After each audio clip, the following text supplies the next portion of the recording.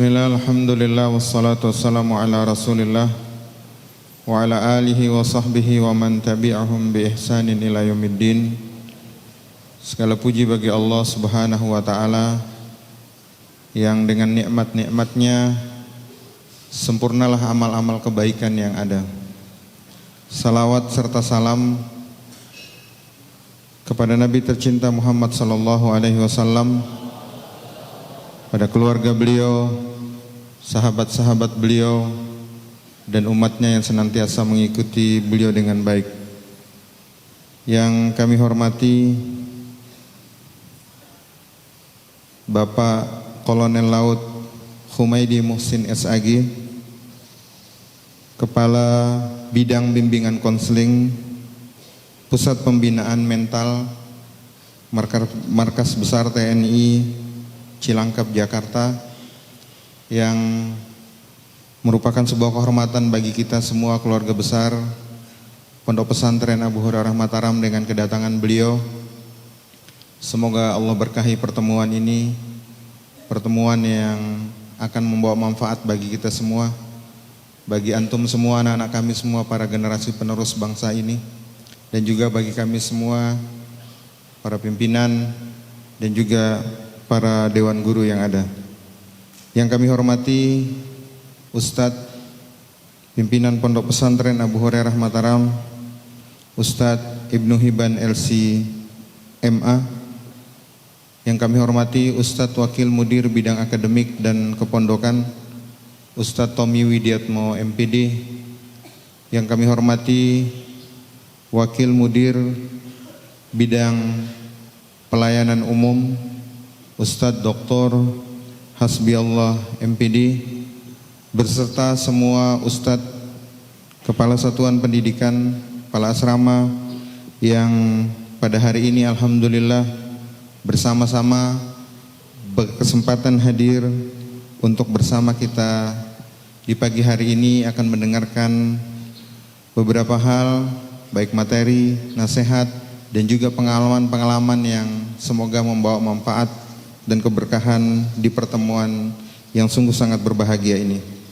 Mohon izin kepada Bapak kami sampaikan susunan acara di pagi hari ini, yaitu pembacaan kalam ilahi yang akan disampaikan oleh Ananda kami Darmawan kelas 11 bahasa B, yang selanjutnya nanti kita akan dengarkan bersama setelah pembacaan kalam ilahi, yaitu pemaparan materi singkat yang kami lihat di slide sudah ditampilkan, santri sebagai pilar perjuangan bangsa. Masya Allah, sebuah materi yang sungguh sangat luar biasa.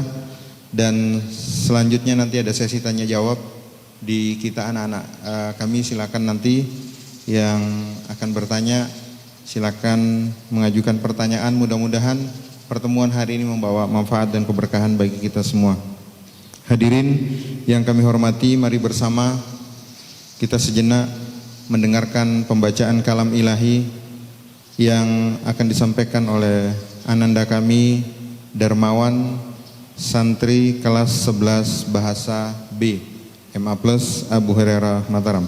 Kepada Ananda dipersilakan. Assalamualaikum warahmatullahi wabarakatuh.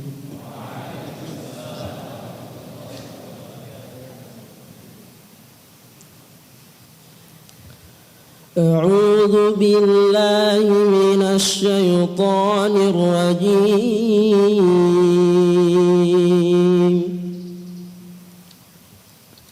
بسم الله الرحمن الرحيم.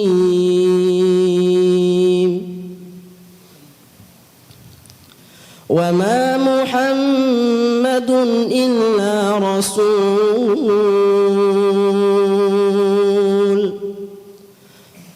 قد خلت من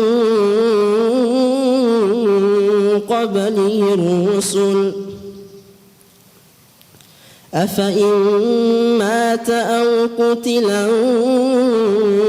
انقلبتم على أعقابكم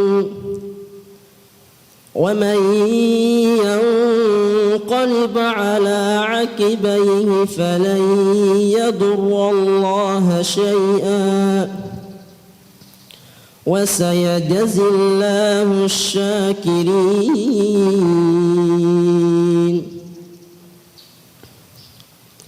وما كان لنفس أن تموت إلا بإذن الله كتابا مؤجلا ومن يرد ثواب الدنيا نؤته منها ومن يرد ثواب الآخرة نؤته منها وسنجزي الشاكرين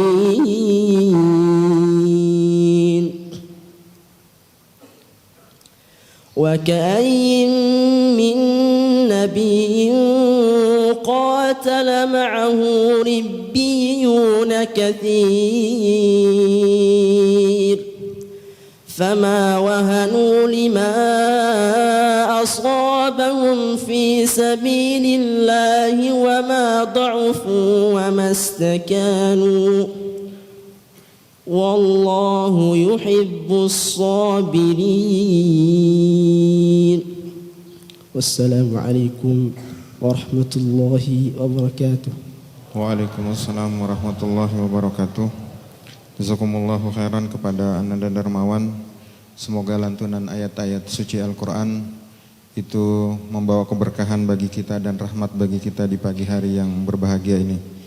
Hadirin yang kami muliakan, selanjutnya mari kita dengar bersama sambutan Mudir Pondok Pesantren Abu Hurairah Mataram, yang dalam hal ini kami mohon kesediaan Ustadz Ibnu Hiban LCMA.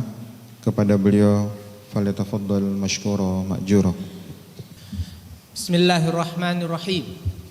Assalamualaikum warahmatullahi wabarakatuh. Alhamdulillahilladzi arsala rasulahu bil huda wa dinil haqq liyudhhirahu 'alad dini kullihi wa kafa billahi shahida. Ashhadu an la ilaha illallah wahdahu la sharika lah iqraran bihi wa tauhida. وأشهد أن محمدًا عبده ورسوله وصفيه صلى الله عليه وسلم تسليما مزيدا. اللهم ارزقنا علما نافعا ورزقا طيبا وعملا متقبلا. اللهم علمنا ما ينفعنا وانفعنا ما علمتنا وزدنا علما وهدى وتقا وصلاحا يا رب العالمين. اللهم وفقنا لكل خير تحبه وترضاه. اللهم اغفر لنا ولوالدينا وارحمهم كما ربونا صغارا. اللهم إنا نسألك بأن لك الحمد لا إله إلا أنت المنان بديع السماوات والأرض يا ذا الجلال والإكرام يا حي يا قيوم. اللهم إنا نسألك بأن لك الحمد لا إله إلا أنت الأحد الصمد الذي لم يلد ولم يولد ولم يكن له كفوا أحد لا إله إلا أنت سبحانك إنا كنا من الظالمين.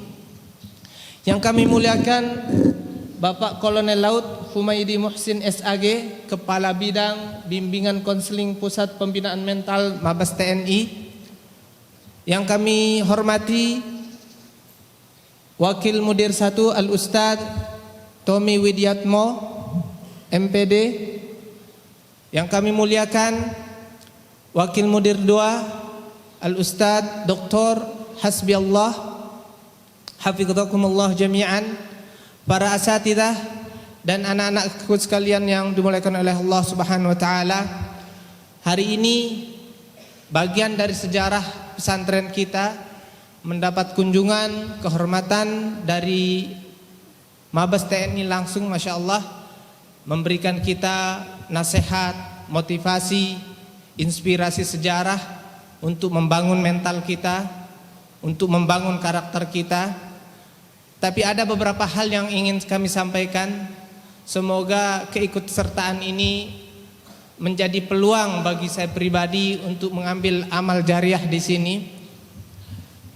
Anak-anakku sekalian yang dimuliakan oleh Allah Subhanahu wa taala, rasa cinta itu salah satu aplikasi tetap yang ada di tubuh kita. Fitrah yang Allah Subhanahu wa taala berikan kepada kita. Termasuk diantaranya adalah ketika rasa cinta itu kita berikan dan kita tuangkan untuk negara kita, tempat kita terlahir, tempat kita tumbuh, tempat kita hidup. Apa kata Rasulullah sallallahu alaihi wasallam dengan segala tantangan yang dihadapi oleh baginda Nabi kita Muhammad sallallahu alaihi wasallam ketika terusir dari kampung halamannya? Sebelum pergi beliau menghadap ke arah ke Makkah. Apa yang dikatakan beliau? Ma atyabaki min baladin wa ahabbaki ilai walaula anna qaumi akhrajuni mink ma sakantu ghairaki. Coba lihat. Dengan berat hati baginda kita mengungkapkan perasaannya kepada Makkah. Makkah tidak bisa mendengar, tapi disampaikan oleh Rasulullah sallallahu alaihi wasallam dengan mengatakan, sungguh indahnya kamu dan betul-betul aku mencintaimu. Walau anna qaumi akhrajuni minki, seandainya bukan karena kaumku yang mengeluarkanku darimu, memisahkanku denganmu, ma sakantu ghairaki, tidak akan pernah aku mau tinggal di selain tempat selain dirimu, tidak akan pernah, kata Rasulullah SAW. Tapi apa boleh buat? Seperti itulah keadaan sehingga beliau harus keluar karena tantangan yang beliau hadapi. Itu inspirasi pertama. Sekelas Nabi kita Muhammad sallallahu alaihi wasallam berat untuk meninggalkan tempatnya, dan itu salah satu tanda cinta tanah air. Dan itu yang terjadi pada kita. Fitrah sudah itu, tidak bisa dilepaskan. Kalau ada orang yang ingin merusak bangsanya, kalau ada orang ingin merusak tanah airnya, itu dia sudah keluar dari jalur fitrah yang Allah Subhanahu wa taala berikan kepada dirinya. Dia sudah keluar dari jalur Al-Qur'an. Dia sudah keluar dari jalur sunnah Rasulullah sallallahu alaihi wasallam. Dia sudah tidak memiliki sifat kemanusiawian layaknya yang dimiliki oleh Nabi kita sallallahu alaihi wasallam. Itu poin yang pertama. Poin berikutnya, ketika suatu saat terjadi, ketika Rasulullah SAW berada di Madinah, saat itu beliau tentunya disambut dan difasilitasi oleh kaum Ansor. Cuma hubungan Nabi Muhammad SAW dengan kaum Ansor ini ada beberapa poin kesepakatan. Ada satu yang belum termaktub. Ketika pasukan Quraisy ingin melewati satu jalan tertentu, dan itu kesempatan emas bagi Rasulullah SAW untuk mengambil kekuasaan dan bisa kembali lagi ke Mekah, diajaklah kaum Ansor dan kaum Muhajirin, yang mereka itulah kaum Muhajirin representasi dari penduduk Mekah, kemudian kaum Ansor perwakilan dari penduduk Madinah. Diajaklah mereka bermusyawarah. Setelah diajak bermusyawarah, mulailah Abu Bakar radhiyallahu anhu, Sayyidina Abu Bakar radhiyallahu anhu angkat bicara. Ketika Abu Bakar menawarkan bantuan, jiwanya, raganya, hartanya untuk Rasulullah sallallahu alaihi wasallam, Rasulullah sallallahu alaihi wasallam memalingkan pandangannya. Angkat bicara lagi Umar bin Khattab radhiyallahu anhu, menawarkan diri, pasukannya, hartanya, jiwanya. Beliau juga memalingkan pandangannya. Di sini Sa'ad ibn Ubadah, apa yang beliau katakan? Yang tadi yang pertama penduduk Mekah, pendatang. Yang kedua penduduk Mekah, pendatang juga. Ini orang lokal mengatakan begini. Iya naturid ya Rasulullah. Ya Rasulullah, seakan-akan engkau ingin kami ya Rasulullah, penduduk Madinah ya Rasulullah. Belum Rasulullah mengatakan iya, beliau langsung menunjukkan loyalitasnya dan kecintaannya terhadap negeri yang sudah menampung Rasulullah SAW, membuktikan bahasanya kami ini orang baik, kami ini tidak mau merusak negeri kami, merusak nama negeri kami, jangan sampai diamnya kami mencoreng nama negeri kami. Itu lihat, keluar itu. Apa kata beliau? Wallahi law amartana an nuhidaha al-bahra la hadnaha Ya Rasulullah, tenang ya Rasulullah, demi Allah katanya, seandainya engkau memerintahkan kami untuk masuk ke lautan itu bersama kuda-kuda kami akan masuk. Tidak akan kami buat malu Madinah ini. Kami tidak akan pernah membuat malu Madinah ini. Walau amartana an nadriba akbadaha ila birqil ghimam la fa'alnaha. Begitu juga ya Rasulullah, seandainya engkau memerintahkan kami untuk pergi ke daerah yang dikatakan mustahil itu, kami akan pergi. Kami tidak ingin membuat malu penduduk Madinah. Kami tidak ingin membuat malu kota Madinah. Kami akan layani ya Rasulullah. Kami akan lakukan, dan itu bentuk cinta kami kepada Madinah. Dan itu bentuk cinta kami dan loyalitas kami kepada engkau ya Rasulullah. Seperti itulah fitrah. Dia tidak ingin membuat malu masyarakatnya. Dia tidak ingin membuat malu daerahnya. Fitrah itu. Dan itu harus ada pada kalian. Ada pada santri, dan insya Allah akan dikuatkan, digembleng kalian dalam 1 jam nanti atau lebih oleh Bapak Kolonel Humaydi. Tenang, beliau datang langsung dari Mabes nih. Tumben kita kedatangan tamu dari Mabes, Masya Allah. Jangan lupa doa keberkahan untuk beliau nanti ya. Berikutnya, ini saya akan sampaikan kepada kalian. Tadi sudah saya bisikin Bapak Kolonel, Pak, ini anak-anak kami generasi Z. Tantangannya beda dengan ketika saya masih muda. Saya masih muda sekarang juga, tapi muda dikit dulu lah. Masih muda, tantangannya beda. Dan jangan pernah dibandingkan atau disamakan tantangan ketika Bapak masih muda. Oh tentu katanya. Apakah keluhan ini ada di zaman ini saja? Enggak. Ternyata keluhan ini sebenarnya ada pada diri sahabat di zaman Rasulullah SAW, tapi tidak enak diungkapkan. Kemudian terungkapkanlah dia setelah Rasulullah SAW wafat. Sudah tidak ada lagi pendidik langsung mereka. Hudzaifah ibn al-Yaman.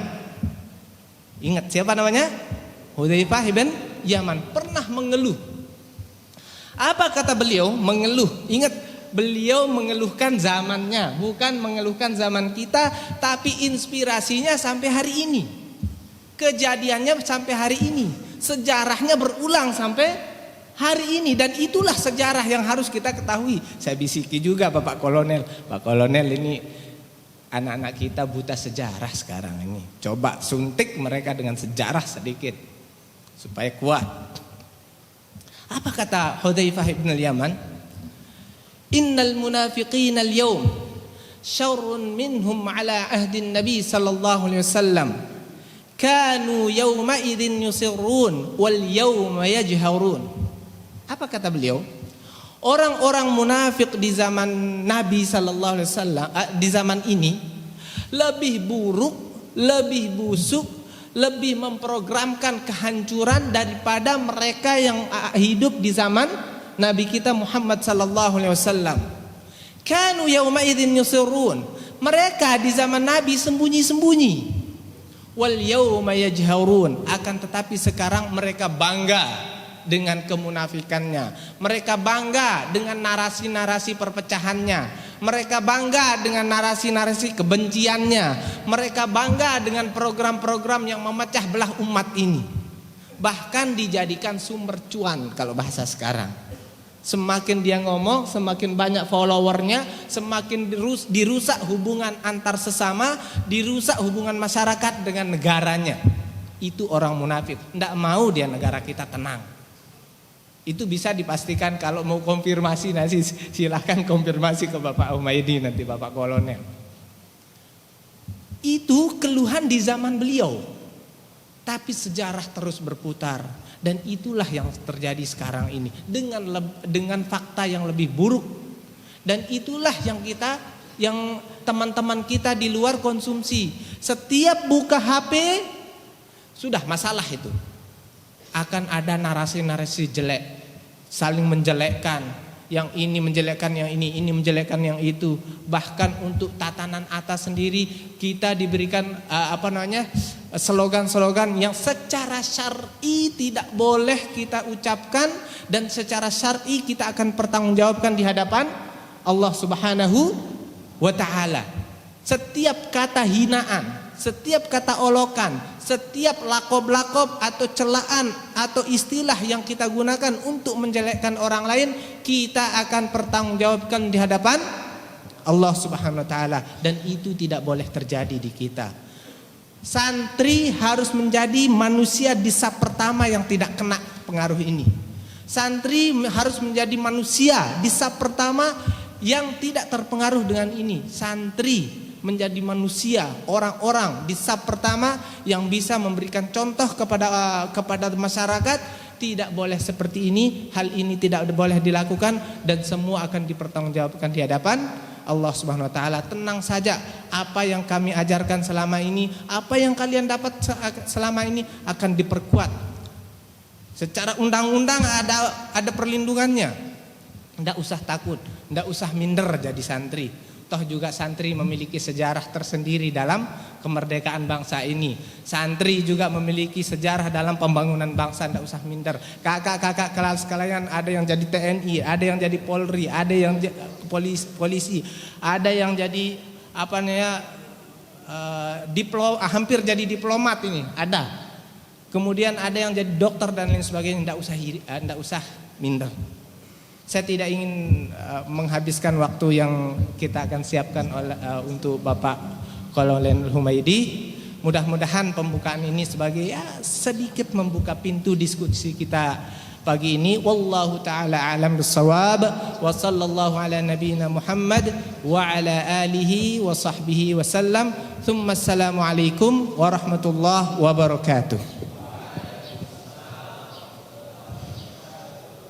Waalaikumsalam warahmatullahi wabarakatuh.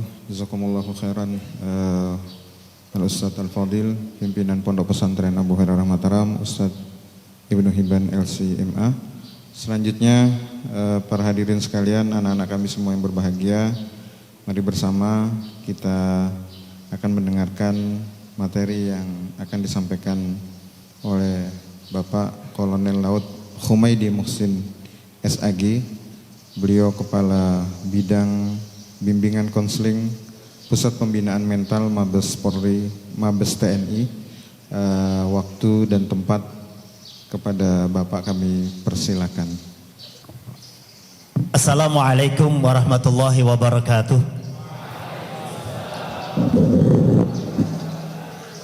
Yang belakang belum jawab.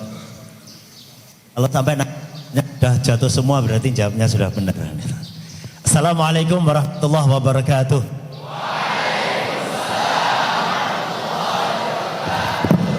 Nah gitu. Walaupun yang jawab, yang salam pelan, jawablah dengan yang kencang. Biar kelihatan kita punya semangat. Bismillah, alhamdulillah, salatu wassalamu ala rasulillah wa ala alihi wa sahbihi wa mawalah wa la hawla wa la quwata illa billah wa ba'd. Yang sangat saya taati, saya hormati pimpinan Pondok Pesantren Abu Hurairah, Ustadz Ibnu Hibban LCMA, dan para Dewan Asatid dan adik-adik sekalian yang sangat berbahagia. Alhamdulillah pagi ini kita bersama-sama bisa hadir dalam keadaan sehat walafiat, dan saya lihat semua penuh dengan semangat. Mudah-mudahan adik-adik sekalian nanti senantiasa akan mendapatkan ilmu yang manfaat dan barakah. Nggak mau dapat ilmu yang barakah? Itu yang semangat. Jangan pernah berpikir aku dapat ranking 1. Berdoalah untuk mendapatkan ilmu yang manfaat dan barakah. Karena ranking 1 itu mudah didapat. Kalau temanmu yang lain nilainya 6 sampai nilai 7 sudah ranking 1. Tapi kalau kebetulan temannya nilai 9 sampai nilainya 9,1, itu juga sudah ranking 1. Tapi nilai ranking 1 belum tentu nantinya akan menjadikan ilmu yang kita dapatkan menjadi yang barokah. Maka dari itu pesantren dulu didirikan oleh para kiai kita, para ulama kita, para alim kita. Itu sebenarnya mendidik santri-santrinya atau murid-muridnya untuk mendapatkan ilmu yang manfaat. Mohon maaf rekan-rekan atau adik-adik sekalian, Saya pernah punya teman, pinternya luar biasa. Bahkan gurunya pun mungkin kalah pinter sampai itu kan. Kalau untuk ukuran pinter, karena memang kecerdasan seseorang kita nggak tahu. IQ seseorang itu bawaan dari Allah. Bisa jadi anak yang masih usia 15 atau 17 tahun, kepandaiannya, kepintarannya bisa melebihi gurunya. Tapi manakala ilmu yang didapatkan tidak bisa manfaat dan tidak ada berkah dari Allah, maka pada saat dan waktunya nanti untuk memanfaatkan ilmu, tidak ada gunanya ilmu itu. Maka berapa banyak kita lihat orang itu pandai tapi ternyata dalam kehidupannya ya gitu-gitu saja. Bahkan mau memanfaatkan ilmunya saja mereka kesulitan. Melamar kerja ditolak, kerja sendiri nggak jadi-jadi kan gitu. Itu salah satu tanda bahwasanya mungkin ilmunya yang tidak manfaat dan tidak barokah. Nah, maka dari itu berbahagialah adik-adik sekalian yang ada di tempat ini, di pondok pesantren, yang mulai bangun sampai tidur dan bangun lagi berada dalam naungan para ustadz, para kiai, para orang-orang yang alim yang senantiasa, jangankan di dalam bangunnya, dalam tidurnya pun hembusan nafasnya masih memberikan doa kepada para santrinya. Maka kalau sampai rekan-rekan atau adik-adik nanti keluar dari pondok sini terus tidak bisa memanfaatkan ilmunya, berarti belajarnya di sini masih kurang tekun. Nah, oleh karena itu belajarlah di sini dengan sebaik mungkin. Tadi dikatakan oleh Ustadz Ibnu Hibban bahwasanya adik-adik adalah termasuk dari generasi Z. Dan saat ini generasi Z adalah generasi yang mendominasi atau generasi mayoritas yang ada di Indonesia. Berarti kalau sudah di Indonesia, salah satu bagiannya ada yang di dalam pondok sini. Generasi Z sudah hampir 30% dari seluruh generasi. Sehingga apa? Kalau generasi Z ini nanti tidak mendapatkan pendidikan yang tepat, tidak mendapatkan pengarahan yang tepat, tidak mendapatkan dukungan dalam pola pengarahan dan pendidikannya yang tidak tepat, maka tunggu, bisa jadi negara kita tidak akan berlanjut lagi. Nah, oleh karena itu adik-adikku sekalian, atau bisa dikatakan anak-anakku sekalian kan gitu. Ya kalau tadi dikatakan oleh Ustadz Ibnu Hibban masih muda, saya juga masih muda kan gitu kan. Usia saya masih 15 tahun kan. Dibalik kan gitu. Masih 15 tahun kan gitu. Tapi dibalik kan gitu. Dan alhamdulillah sebenarnya saya sudah beberapa kali sebenarnya mengunjungi Pulau Lombok atau di Mataram ini. Di tahun 97 pernah, di tahun 98, 99 pernah. Terus yang terakhir kemarin 2016, baru setelah itu baru hari ini. Nah, kebetulan kemarin-kemarin juga belum kenal dengan Ustadz Ibnu Hibban dan tahu kalau di sini ada pesantren dan sebagainya, maka walaupun ke sini kita tidak silaturahim. Nah, hari ini kebetulan saya ada silaturahim ke Pulau Lombok atau di Mataram ini. Dan kebetulan kemarin diinfokan bahwasanya di sini ada pondok pesantren yang sangat luar biasa. Baru berusia 20 tahun tapi santrinya sudah ribuan. Maka sangat bersyukur, dan yang paling harus bersyukur sekali adalah adik-adikku sekalian. Kalian bisa mengenyam pendidikan di sini, kalian bisa mengambil dan menyerap ilmu dari para ustadz yang sangat luar biasa, yang saya yakin di dunia luar atau di tempat yang lain hampir tidak ada guru SMP atau guru SMA atau sanawiyah dan aliyah yang gurunya adalah doktor, nggak ada.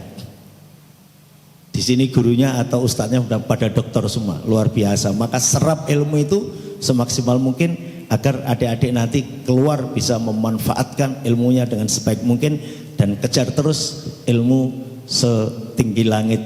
Gantungkan cita-citamu setinggi langit, tapi jangan lupa tetap injakkan kakimu di atas tanah. Kalau enggak nanti gantung jatuh sakit dan itu.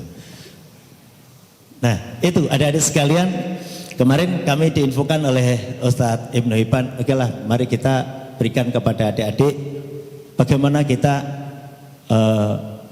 meresapi sebagai santri, bahwasanya santri itu bukan main-main, santri itu bukan ecek-ecek. Apa ecek-ecek itu kalau di sini apa ya? Ecek-ecek, kalau saya kan orang Jawa, mohon maaf, santri itu bukan ecek-ecek, bukan.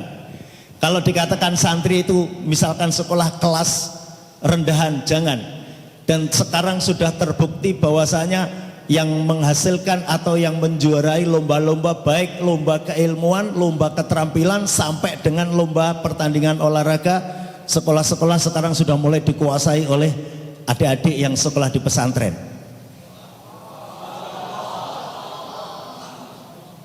Kalau adik-adik kemarin mengikuti SEA Games,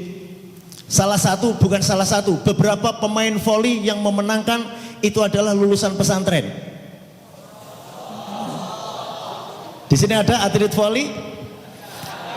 Nanti malam ada final sepak bola SEA Games juga. Salah satu dan beberapa dari pemain sepak bola atau U22 tim nasional Indonesia ada juga yang lulusan pesantren. Bukan hanya ahli baca kitab, kalau lulus pesantren mau kitab pinter, enggak gumun kan gitu kan, enggak heran. Yang lulusan Arab terus pinter bahasa Arab enggak mengherankan kan gitu. Tapi lulusan pesantren menjuarai robot, lulusan pesantren menjuarai lomba kimia, lulusan pesantren menjuarai sepak bola, lulusan pesantren menjuarai bola voli, tenis meja dan lain-lain. Itu nanti juga akan yang menjadikan nilai kita luar biasa dipandang masyarakat. Dan dulu adik-adik sekalian, penyebaran Islam dan pertahanan negara ini bisa bertahan dijajah oleh negara-negara asing sampai dengan bisa merdeka.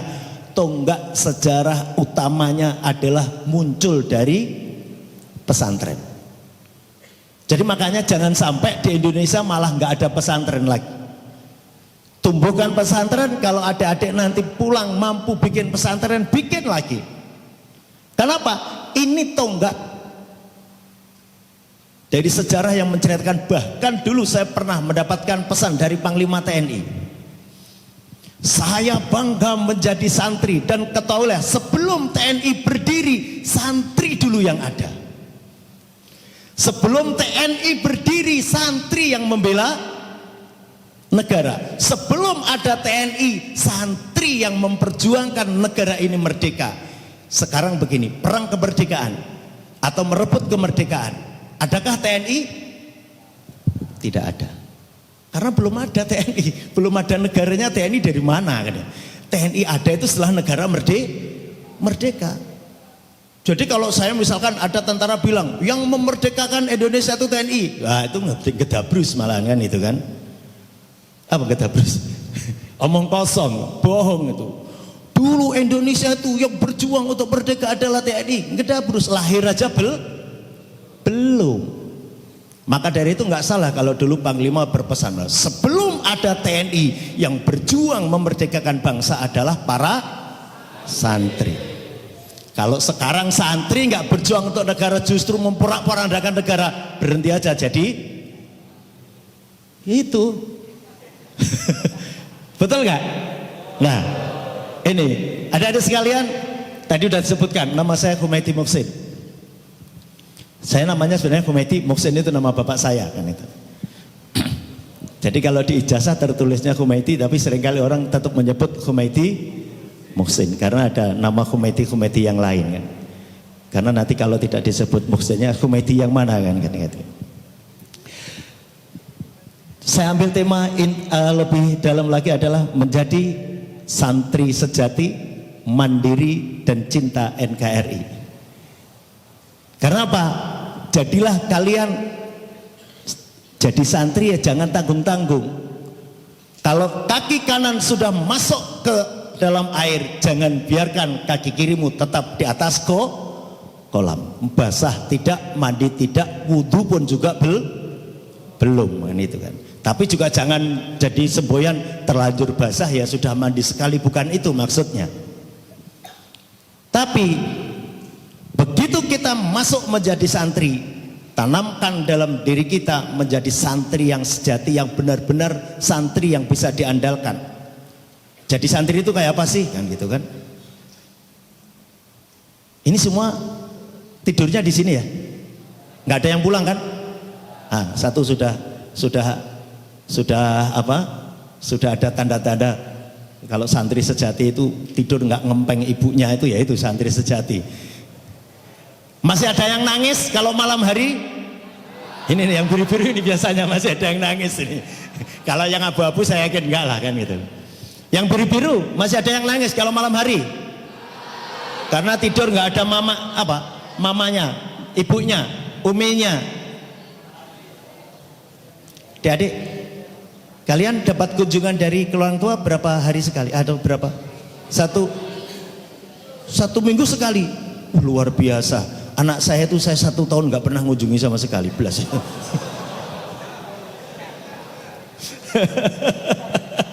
Karena anak saya tak taruh di Jawa Timur, saya di Jakarta pas waktu itu Covid kan gitu kan. Yang di pondok nggak boleh keluar, yang dari Jakarta nggak boleh ke Jawa Timur. Ya udah setahun itu nggak pernah saya kunjungi sama sekali. Udah paling banter bisa telepon, itu pun dibatasi hanya 5 menit. Bayangkan telepon hanya 5 menit ya. Tak tanya aja, kamu kerasan? Kerasan. Saya bilang, kalau kamu bilang nggak kerasan pun nggak akan tak ambil pulang. Saya bilang gitu. Jadi daripada bilang nggak kerasan juga nggak diambil pulang, mending bilang keras. Kerasan itu di sini kerasan juga ya. Kerasan. Nah, itu adik-adik sekalian. Jadi santri sejati salah satunya adalah kita bermalam. Jadi kita mulai makan, tidur, berkegiatan, ibadah dan sebagainya selalu di dalam naungan dan lindungan serta pengawasan kiai dan guru. Itu santri sejati. Yang kedua menjadi santri yang mandiri. Nah, ini yang sekarang itu santri mandirinya yang agak kurang kelihatannya. Karena apa? Kalau sekarang makan kalian sudah dikasih makan kan? Nah, kalau dulu santri itu nggak ada makan dikasih. Makan masak sendiri, nyuci piring, nyuci sendiri, nyuci baju, cuci sendiri. Nah, sekarang tapi ukuran kemandirian tidak hanya di situ. Yang penting kalian bisa mengelola keuangan, mengelola kehidupan, mengelola uang belanja yang diberikan oleh orang tua kalian secara cermat, maka itu sebenarnya sudah menjadi santri yang mandiri saat ini. Bahkan kalau bisa dikasih saku, uang saku 100, pulang kalian bawa uang saku itu 300. Tapi jangan nyuri, itu bukan mandiri.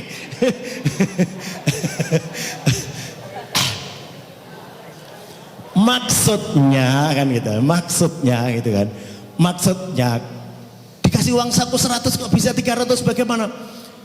Aktif bergiat di kegiatan sekolah atau madrasah, itulah nilai lebihnya.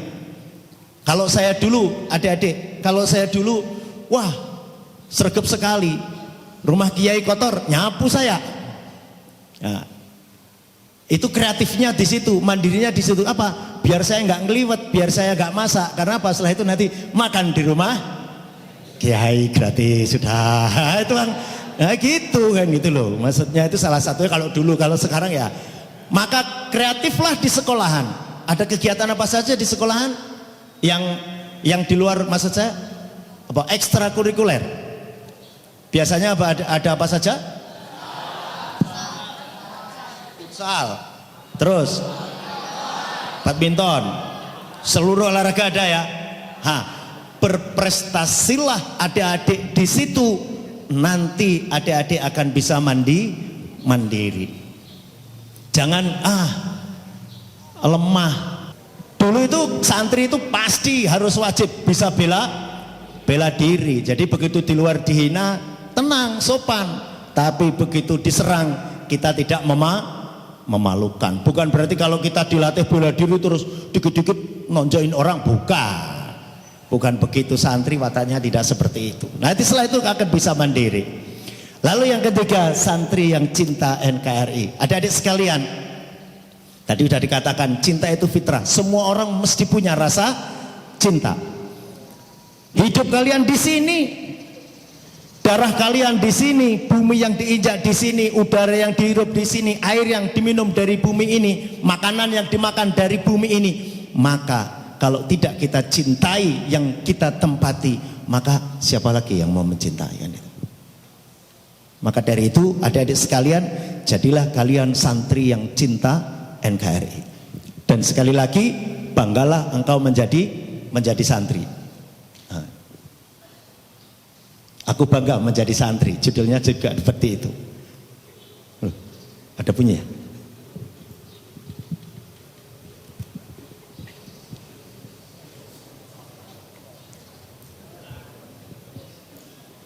Siapa itu yang mukul beduk?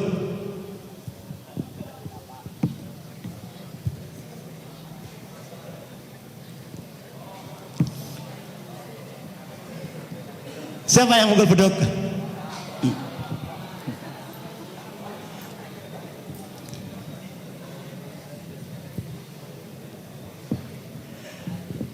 Kalau di sini nggak begitu banyak beduk ya. Kalau di Jawa Timur atau di Jawa banyak itu beduk. Makanya sebagai seringkali kalau ada kegiatan apa-apa beduk itu dipukul kan.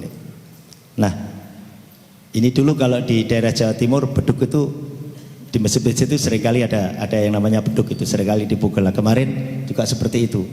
Saya ditugaskan, kamu pukul beduk, oke, pukul beduk kan gitu kan.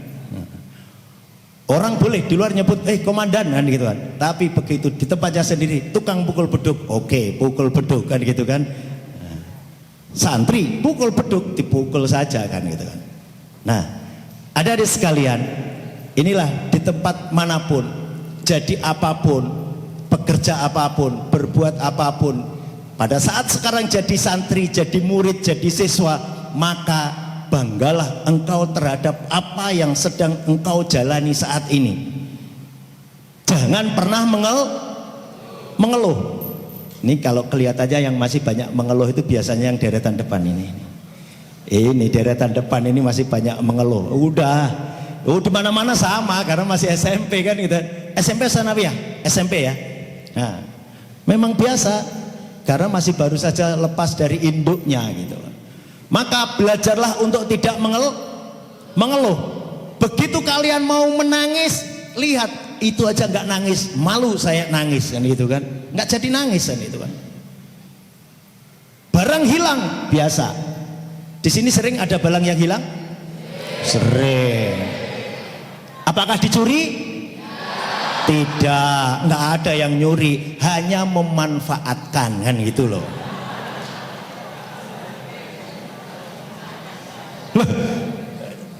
Kalau di pesantren kok ada barang yang utuh mulai kelas 1 sampai kelas 3 nggak hilang, itu barang itu taruh lemari aja nggak pernah dipakai paling kan gitu kan.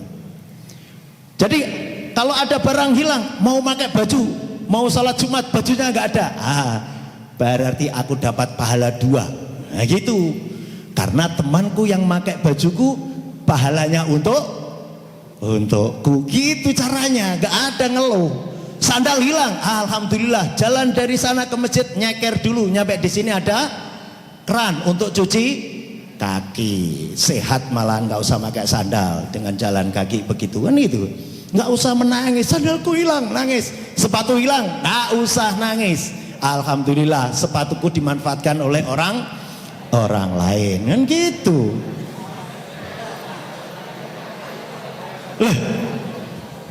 Yakin di pesantren yang orangnya jumlahnya lebih dari 1000 kok barangnya utuh, lah mengherankan itu.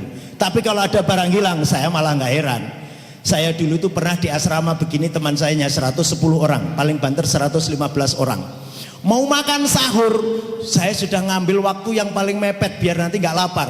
Begitu ke dapur tak cari ompreng saya, nasinya sudah habis, baru nggak ada kan gitu kan. Mau makan apa?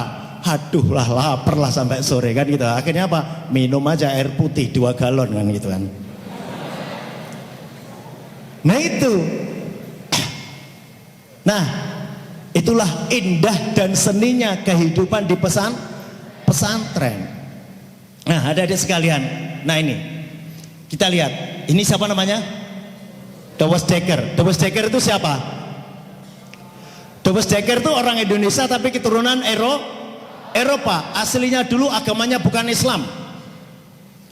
Beliau itu mengatakan seperti ini, jika tidak karena pengaruh dan didikan agama Islam, maka patriotisme bangsa Indonesia tidak akan sehebat seperti yang diperlihatkan oleh sejarahnya sehingga mencapai ini orang non muslim dan aslinya bukan orang Indonesia, dia keturunan Eropa, berarti penjajah, tapi memang sudah lahir di Indonesia. Dia punya semboyan seperti ini jika tidak karena pengaruh dan didikan agama Islam, dan saat itu pendidikan agama Islam adanya hanya di pesantren. Berarti kalau tidak ada pesantren kan gitu kan akhirnya bunyinya. Tapi beliau memang nggak mengatakan kalau tidak ada pesantren, tidak. Kemudian bunyinya seperti. Tapi saat itu kan nggak ada pendidikan agama Islam di luar pesantren. Dan mohon maaf dulu itu nanti aja biar lanjut. Nah, Thomas Dekker ini akhirnya tidak hanya mengatakan saja di akhir hayat hidupnya, kira-kira kurang lebih 3 tahun sebelum beliau meninggal, beliau memeluk Islam. Dan banyak yang tidak tahu sehingga menjelang wafatnya beliau berpesan, tolong aku nanti diurus pada saat mati diurus secara Islam. Karena melihat betapa gigihnya, betapa kerasnya didikan dan betapa luar biasanya mencintai tanah airnya orang-orang pribumi atau orang-orang Islam saat itu di pesantren, sehingga apa?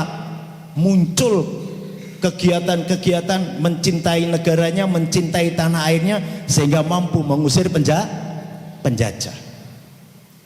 Sekali lagi, walaupun saya TNI, nggak akan saya mau yang mengusir penjajah dulu TNI, enggak, karena belum ada. Saya katakan tadi, yang ada sebelum negara merdeka adalah santri. Itu. Dan ini didikan Islam, didikan agama Islam. Tidak ada patriotisme, tidak ada orang yang punya patriot sejati. Jadi yang menimbulkan rasa cinta kepada tanah air adalah didikan dari pesan. Maka dari itu kalian di sini dididik di sini, belajarlah mulai saat ini atau mulai kemarin sampai nanti cintai negeri ini. Jangan justru malah kita tidak bangga terhadap negaranya. Hati-hati. Terlebih kalau kalian membaca medsos, baca berita baik di WA, di TikTok, di Instagram, di sembarang lah, di mana-mana. Itu kalau kalian belum baca secara lengkap, belum lihat secara lengkap, atau belum mencermatinya, belum menelusuri sumbernya di mana, kok tahu-tahu sudah repost lagi. Wah, itu membahayakan. Hati-hati. Banggalah kalian menjadi orang Indonesia. Mohon maaf, Ustadz, saya dulu pernah diajak bincang-bincang, tapi kalau saya mau mengucapkan dengan bahasa Arab nggak bisa ya. Nanti malah kalian tertawain kan, mending saya alih bahasa aja dengan bahasa Indonesia. Maaf Ustadz ya, kan itu. Saya pernah dikatakan begini, Bapak, kami itu bangga dengan orang Indonesia. Padahal dia orang Arab kan itu kan. Bukan orang Arabnya sih sebenarnya, orang Timur Tengah. Kami hanya satu pulau. Kami bahasanya satu. Kami agamanya satu. Suku kami tidak lebih dari 10 katanya. Sementara Indonesia negeri Bapak, pulaunya ada 17.000, bahasanya ada sekian ribu, suku bangsanya sekian, agamanya ada banyak, suku bangsanya dan adatnya berbeda-beda, tapi bisa terikat oleh negeri yang adil dan makmur namanya negara Indonesia. Sementara kami terpecah lebih dari 10 negara katanya. Ayo. Maka dari itu mari kita jaga kedamaian dan ketentraman ini. Kita sudah aman? Aman. Maka dari itu kalau kita hanya mementingkan benar dan salah saja secara ego kita, maka kita tidak akan pernah bisa memperkuat keimanan. Karena apa? Kita kalau mempertahankan atau hanya memperjuangkan ego kita, keamanan akan tidak ada. Kalau keamanan tidak ada, maka kita akan berat untuk menjalankan keimanan. Nah, itu. Dan negara kita itu, adik-adik sekalian, adalah kaya raya, termasuk di bumi Lombok ini aja. Lombok itu sungguh luar biasa. Negerinya subur, tanahnya subur, orangnya makmur, orangnya kaya-kaya kan gitu kan. Dan negeri kita juga kaya raya. Bahkan yang membuat saya heran, Lombok ini kecil, pesantrennya banyak. Di tiap pesantren santrinya ribuan. Ini orang dari mana saja kira-kira begitu. Ternyata dari mana-mana. Bahkan kemarin ada yang dari Australia katanya kan gitu. Nah, ini buktikan bahwasanya kalau negara kita kaya raya, maka harus kita jaga kekayaan itu dengan semaksimal mungkin. Jangan pernah biarkan kekayaan kita pergi begitu saja terlepas dari cengkeraman kita. Maka dari itu siapa yang bertanggung jawab? Generasi Z ini yang sudah sebentar lagi akan menguasai negeri ini. Nah, kembali lagi saya katakan, ini sejarah pesantren. Adik-adikku sekalian, pesantren dulu secara lembaga seperti ini belum ada. Bahkan dulu pesantren itu yang memiliki para sultan, para raja. Jadi sultan dan raja nampung, membina anak-anak muda yang seharusnya pantas untuk sekolah, usia ngaji, diajak, ditempatkan di tempatnya raja. Karena apa? Kalau di luar kerajaan nanti akan ditangkap oleh penjajah. Maka raja-raja Islam akhirnya dilain pendopo untuk di depan pendopo untuk beliau tinggal dan mimpin kerajaan. Maka di sebelah depannya sana ada asrama untuk ngaji, di depannya lagi ada masjid untuk tempat ibadah. Sultan sendiri yang memimpin ngaji, dan juga kalau tidak gitu ngundang guru-guru atau orang-orang alim. Bahkan sampai saat itu ada yang ngundang juga dari Arab Saudi atau dari negeri Arab sana untuk ngajar. Jadi pesantren itu dulu yang punya adalah raja dan sultan-sultan awalnya. Nggak main-main gitu. Nah sekarang kita lihat sultan dan raja mana nanti yang peduli dengan pesantren. Perjuangannya dari mana? Kita diawali dari Demak, Cirebon, Banten, Mataram. Kalau Mataram ini bukan Mataram sini ya. Kalau di dalam Mataram di mana? Nah, kalau di sini yang terkenal dengan Lombok dan Bima. Sudah ada dulu. Di sini kerajaan Islam yang pertama, Selakarang atau Selaparang sih namanya? Selaparang. Itu terkenal itu. Jadi Lombok dan Bima dan Aceh yang paling lama kesultanan Islam di negeri ini adalah Aceh, paling lama, dan saat itu sudah berkomunikasi dengan Turki Utsmani. Dan di sana ada sejarahnya. Beberapa tahun yang lalu, tahun 2000 sebelum Covid kemarin, saya kebetulan sempat mampir ke Turki, diajak jalan-jalan keliling-keliling, diceritain ternyata ada surat-surat yang dari kerajaan atau kesultanan Aceh dengan kerajaan Turki Utsmani. Jadi seperti itu sampean. Kekuatan Islam dibangun oleh raja-raja dan sultan-sultan saat itu. Jadi raja dan sultan saat itu tidak hanya sekedar memikirkan negara saja bagaimana, tidak. Karena apa? Beliau sadar bahwasanya nggak akan mungkin negara ini akan aku kuasai saat ini saja. Beliau sudah berpikir lompatan masa yang akan datang. Beliau sudah berpikir kalau aku mati siapa yang meneruskan? Yang paling mudah untuk digerakkan, yang paling mudah untuk diajarkan, yang paling enak untuk diberikan kekuatan adalah pemuda-pemuda Islam. Maka diajak ngaji sama beliau. Ini kegiatan di pesantrennya, para santri, para sultan atau raja turut serta menyebarkan Islam dan mengajarkan ilmu-ilmunya. Yang kedua, ngundang-ngundang guru, diajak anak-anak dipondokkan di situ, dikasih makan di situ. Cuman bedanya kalau sekarang pondok pesantren santrinya yang bayar, kalau dulu zaman sultan, sultannya yang memberi makan. Itu bedanya di situ kalau dulu. Dulu di situ. Jadi Sultan mengundang guru-guru ngaji datang ke tempat Sultan. Makanya saat itu antara ulama dengan umarok istilahnya, antara kiai dengan raja, antara kiai dengan sultan itu dekat sekali hubungannya, akrab dan erat. Karena semua sama-sama punya tujuan ke depan. Bangsa kita tidak akan terjajah seperti ini terus. Kalau hanya diajak tempur saja, diajak perang saja, diajak adu fisik saja, maka begitu kita nanti bisa memenangkan, siapa yang akan mengelola? Nggak akan mungkin sebuah negara dikelola hanya dengan okol, hanya dengan kekuatan fisik, tapi butuh ini. Maka dari itu ilmu pengetahuan tetap diajarkan.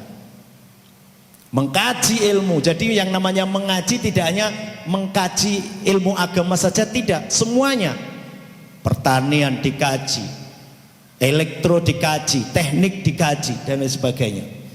Lalu setelah itu diajarkan cinta terhadap tanah air, lalu juga diajak untuk bersama-sama berjuang memerdekakan bangsa dan negara ini. Dari situ, maka kalau saat ini kita berpikir tidak ingin mempertahankan bangsa dan negara, lala kebalik. Lawang dulu aja kita dijajah, yang mikirkan untuk memerdekakan bangsa ini adalah santri. Nah kok sekarang santri justru akan memporak-porandakan. Maka masih harus kita berpikir balik ke sana. Maka dari itu di Indonesia muncul satu kalimat yang terkenal, cinta tanah air sebagian dari iman. Itu bukan hadis, bukan apa ya Ustaz ya. Karena itu hanya semboyan saja untuk membangun semangat bahwasanya cinta tanah air adalah sebagian dari iman. Itu mengutip dari hadisnya yang pernah dilakukan oleh Rasulullah pada saat diusir. Rasulullah cintanya kepada Mekah seperti itu, maka itu wujud sebagian dari iman. Maka ditanamkanlah rasa cinta tanah air itu kepada para santri, para pemuda saat itu. Nah ternyata rekan-rekan atau adik-adik sekalian, ini adalah foto dari Pangeran Diponegoro. Beliau seorang raja, juga seorang sultan. Tapi ternyata pada saat beliau berperang melawan penjajah, itu pengikutnya ternyata dalam sebuah buku ditemukan seperti ini data. 108 kiai, ada 30 haji, ada 15 syekh, ada 12 penghulu. Penghulu ini penghulu di wilayah Yogyakarta. Lalu ada 4 kiai guru. Yang dimaksud kiai guru itu kiai tapi ilmunya ilmu umum. Kalau yang kiai ini yang ilmu kitab. Ini ternyata pengikut-pengikut dari Pangeran Diponegoro untuk berperang itu pasukannya seperti ini. Bisa kita bayangkan.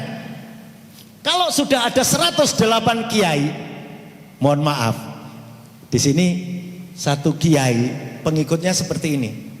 Satu kiai berapa ribu? 3.000. Enggak, di sini 3.000 berapa? Satu kiai ada 3.000 pengikut di sini saja. Nah itu pada saat itu ada 108 kiai. Lalu santrinya ada berapa? Ada 31 haji. Kalau haji ini kan karena gelar. Tapi saat itu adik-adik sekalian, kalau sekarang kan rata-rata orang haji itu karena punya duit. Kalau dulu orang punya duit, kalau nggak punya ilmu nggak berani haji. Jadi orang kalau mau haji mesti ngaji dulu. Minimal tahu membaca kitab, minimal ngerti, minimal tahu membaca Al-Quran, minimal juga sudah fasih. Maka kalau dulu disebut haji rata-rata mesti sudah alim. Jadi kalau di sini tercatat 30 haji, ini juga kiai juga kan itu kan. Kalau sekarang ketemu zaman dekep aja di depan sana orang jualan sayur ya haji juga, karena apa? Cukup untuk membayar ONH-nya kan. Kalau dulu enggak, orang punya punya kekayaan yang melimpah tapi kok belum punya ilmu, enggak berani berangkat haji. Karena takut pulang nanti disuruh ngajar ngaji. Daripada disuruh ngajar ngaji, mending enggak usah berangkat haji kan gitu kan kalau orang dulu. Jadi kalau dilihat di sini haji, jangan lihat hajinya. Ini juga mesti orang yang alim, kiai juga. Minimal juga di rumahnya ada santri. Adik-adik sekalian, di dekat rumah saya itu ada masjid. Ceritanya dulu memang bukan pesantren yang nginep, tidak, tapi ya namanya masjid tempat ngaji. Pada saat rame-ramenya negara kita ada pergolakan, itu santri-santri yang ngaji di situ kalau setelah subuh itu dilatih dulu, malam istilahnya tirakatan, pagi gurunya atau kiainya bawa pedang, disabet pedang berat, masih luka, balik, disabet pedang berat, utuh, berangkat berjuang, katanya gitu. Siapa yang berangkat berjuang? Santri, kembali lagi santri. Ada pergolakan G30 SPKI saat itu tahun 65-66, yang berangkat siapa? Santri. Ya ini. Maka dari itu sejarah mengatakan yang berjuang banyak untuk bangsa dan negara adalah para santri, para umat Islam. Kenapa? Memang mayoritas di negara kita adalah orang Islam. Nah, dan yang perlu kita banggakan ternyata tokoh dan santri atau kiai Indonesia yang mendunia, salah satunya ada orang dari sini. Ini tercatat ilmu yang paling terkenal adalah Syekh Nawawi Al-Bantani dari Banten, Syekh Mahfud Al-Tarmisi dari Termas Pacitan, Syekh Ahmad Khotib Sambas dari Kalimantan, Kiai Abdul Ghani ini dari Bima. Dari sini mendunia, kitab-kitabnya sudah menjadi rujukan. Bahkan di Timur Tengah, di Maroko, di Al-Azhar, itu kitab-kitab beliau ini menjadi rujukan itu loh. Santri dari kiai dari Indonesia, salah satunya dari Bima. Tidak main-main itu. Ternyata orang Indonesia luar biasa kan itu. Maka dari itu siapa lagi nanti akan muncul? Abdul Ghani dari pesantren Abu Hurairah. Tepuk tangan dulu.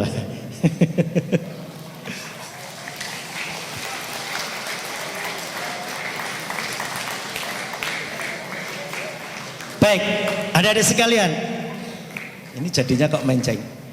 Kita tadi sudah saya katakan data yang realnya seperti ini. Pulau kita ada 17.000 lebih. Garis pantainya 9.903 km. Lautnya 7,9 juta kilometer persegi. Penduduknya ini terakhir sudah 270 juta. Terus suku bangsanya 1.340, bahasanya ada 655 bahasa, tapi menjadi satu ikatan negara kesatuan Republik Indonesia. Nah, sekarang bagi kita adik-adik sekalian, kita udah tahu, kita udah belajar, tadi ternyata seperti itu. Muncullah 3 pertanyaan dasar bagi kita. Kita sekarang yang generasi Z, yang sekarang ada di sini, punya tugas dan tanggung jawab yang tidak ringan. Kalau dulu para santri juga berjuang, saat ini pun seharusnya para santri juga berjuang dengan medan laga yang berbeda, tetap berbeda karena di lain waktu dan lain masa beda juga masalahnya. Cuman adik-adik sekalian, apa yang perlu dibela dari negara kita? Yang perlu kita bela adalah kedaulatannya, keutuhan wilayahnya, dan keselamatan bangsanya. Jadi bukan hanya sekedar kedaulatan saja, tidak. Kita berdaulat kalau tidak bersatu. Kita berdaulat bersatu tapi ternyata warganya tidak selamat. Maka tiga-tiganya ini menjadi satu kesatuan yang utuh. Makanya kemarin begitu di Sudan terjadi perang antar saudara, terjadi perang militer dan paramiliter, maka pimpinan atau negara Indonesia punya tanggung jawab terhadap warganya yang di sana, maka dievakuasi. Itu keselamatan bangsanya, walaupun berada di negara orang lain. Lu yang di negara orang lain lu kita selamatkan, terlebih yang ada di negaranya sendiri. Nah ini, maka kita mesti harus berjuang untuk membela negara kita. Mengapa negara harus dibela? Ini adik-adik sekalian, negara itu seperti makhluk hidup. Dulu nggak ada, setelah itu ada, bisa tumbuh dan berkembang, bisa juga suatu saat hilang. Dulu Indonesia ada wilayahnya, tapi negaranya tidak ada. Lalu ada setelah merdeka, lalu berkembang sampai dengan saat ini. Setelah tumbuh dan berkembang menjadi maju, akankah bertahan atau akan hancur? Tergantung siapa? Tergantung kita. Lalu yang terakhir pertanyaan, siapa yang harus membela bangsa dan negara ini? Jawablah sendiri. Maka di sini nggak tak saya jawab. Berarti siapa yang harus membela? Jangan bilang kita. Nanti kalau misalkan lu bilang kita lu kali katanya kan gitu. Lu kali katanya. Bukan, berarti saya. Kalau semua bilang saya berarti semua itu. Lalu bagaimana cara kita berjuang untuk bangsa? Karena kita pelajar, poinnya di atas. Rajin belajar, itu tugas utama. Udah, apapun yang terjadi, walaupun siang jadi malam, malam jadi siang, kalian tetap belajar. Jangan pikirkan yang lain-lain, belajar dulu. Karena dengan belajar dapat meningkatkan kualitas sumber daya manusia, dan itu yang akan mensejajarkan nanti kita dengan negara-negara yang lain. Lalu yang kedua, menjadi contoh dalam kebaikan. Ingat santri adalah pelajar yang berbeda dengan pelajar yang bukan santri.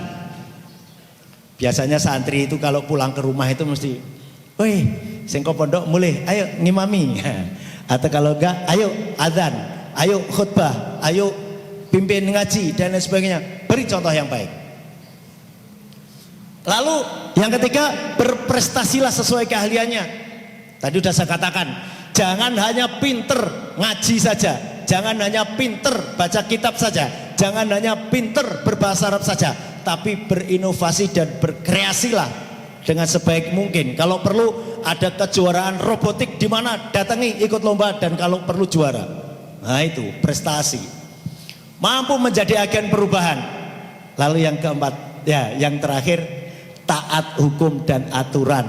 Adik-adik, ini terkadang yang namanya anak remaja umur 17-an itu sering kali kalau adik-adik kalau pulang liburan setahun berapa kali?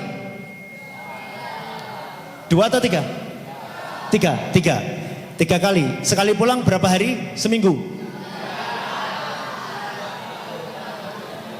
3 minggu.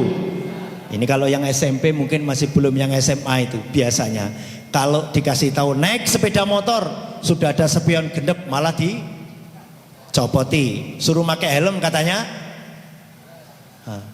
Contoh, berikan contoh. Kalau naik kendaraan pakai helm.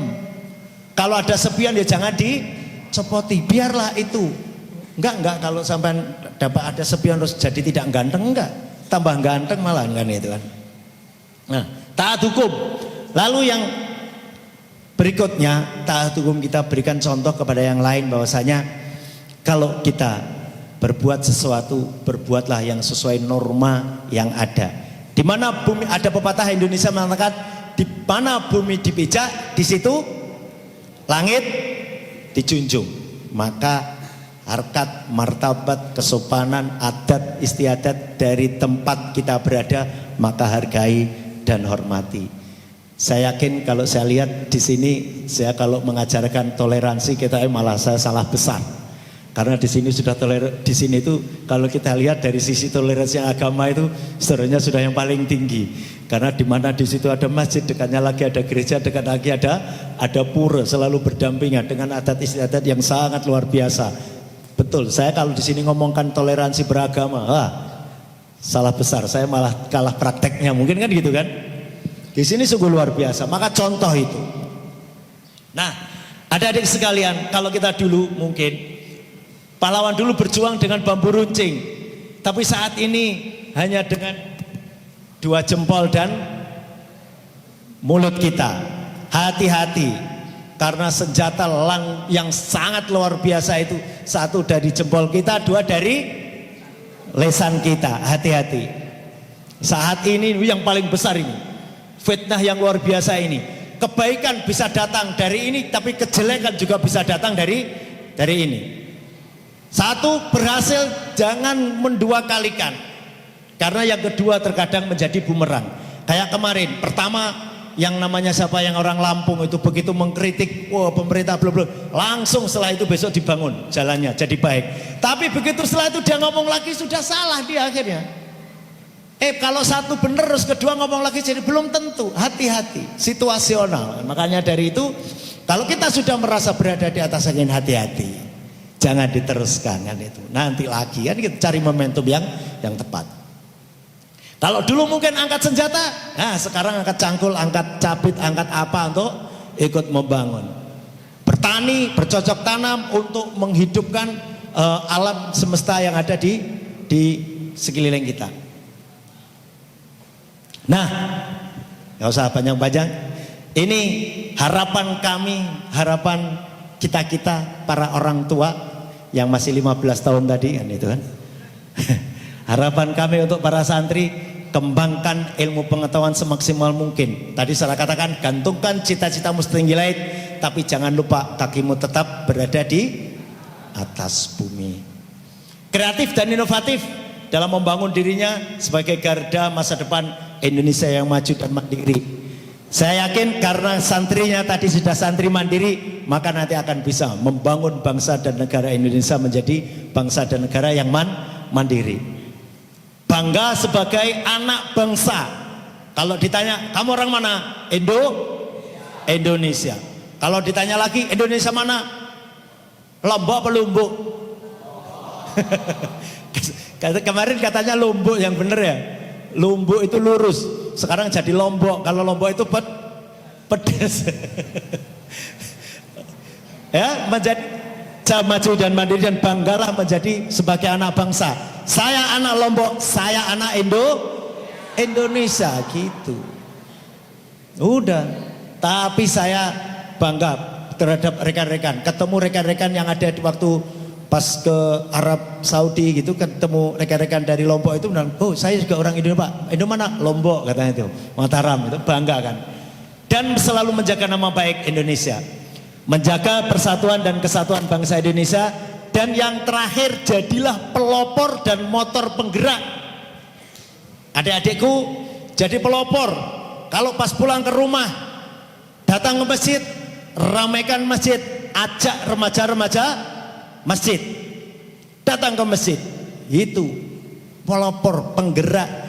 Misalkan Karang Taruna ada, ajak remaja-remaja kumpul jadi satu, adakan kegiatan yang bermanfaat, membantu orang-orang di sekeliling kita. Belajar itu, latihan itu. Nanti pada saatnya kalian hidup bermasyarakat, maka itu akan sangat berguna. Nah, adik-adik sekalian, kiranya itu harapan kami, harapan kita. Mudah-mudahan kita sekalian akan bisa menjalankan kegiatan dengan sebaik-baiknya. Jadilah santri yang baik, jadilah santri yang selalu cinta kepada tanah air, dan jadilah santri yang punya cita-cita. Kalau perlu salah satu atau salah semua di sini, bercita-citalah untuk menjadi, aku akan jadi the next presiden, misalkan kan gitu. Berani, aku nanti akan jadi presiden, berani? Coba, aku akan 1, 2, 3. Tangannya diangkat. Aku akan jadi presiden masa depan. Luar biasa, muncul nanti siapa tahu Presiden Republik Indonesia tahun berapa nanti akan dari santri Abu Hurairah. Amin, Allahumma amin. Demikian, terima kasih. Kalau ada yang ingin bertanya silakan. Barakallahu fikum. Mana ucapan barakallahu fikumnya untuk Pak Kolonel? Jazakumullah khairan dari Bapak kita, Masya Allah, materi yang sangat luar biasa. aku akan jadi next presiden. Aku akan jadi next presiden. Semoga ke depan mungkin ada dari santri Abu Hurairah yang tiba-tiba jadi presiden. Jangan lupa ustadz-ustadznya yang di sini diangkat menjadi menteri agama.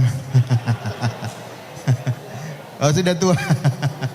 Masya Allah. Ustadz guru terutama semoga bisa menjadi presiden. Kalau ada kiai guru tadi di presentasi, kami punya ustadz guru Pak Komandan. Masya Allah. Beliau calon menteri agama ketika anak-anak nanti jadi presiden. Masya Allah. Amin. Ada sesi tanya jawab 1, 2, 3 pertanyaan yang mungkin sudah tadi sudah ada masuk ke kami nama-nama anak yang ingin bertanya supaya tertib. Ada dari santri MA, ada dari santri SMP. Silakan kepada Ananda Khairun Ahmad. Kemudian ada Ananda Muhammad Azka Fadli. Kemudian dari SMP ada Ananda Abdul Hakim ya. Salam sama abinya Hakim ya. Masya Allah, barakallahu fikum. Ya. Silakan, tadi ada masuk pertanyaan atas nama Ananda yang kami sebutkan. Silakan ingin bertanya mumpung Bapak masih di sini. Siapa tahu mau jadi presiden. Jangan lupa kita punya Bapak yang dari Jakarta, itu gelar beliau tuh SAG, Sarjana Agama.